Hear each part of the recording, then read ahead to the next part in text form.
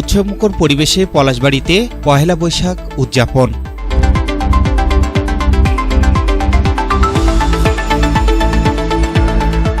আসসালামু আলাইকুম।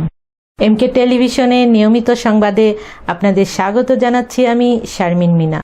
এতক্ষণ শুনছিলেন সংবাদ শিরোনাম, এখন ডেস্ক থেকে বিস্তারিত।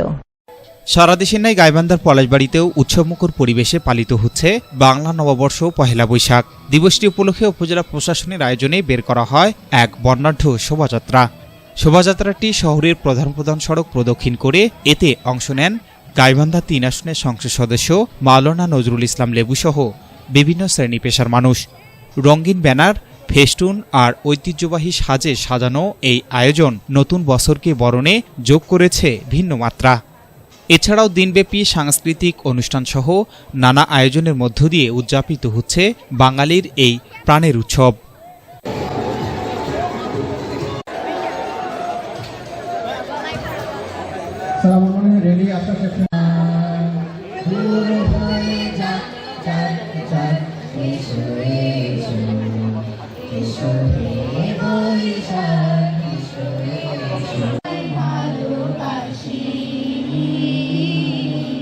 কথাটি বলতে চাই, বিগত দিনের 4 দলীয় জোটের যখন আমরা সুস্থ হতে পারিনি, আমাদেরকে ডাকা হয়নি, উপস্থিত হওয়ার পরিবেশ ছিল না।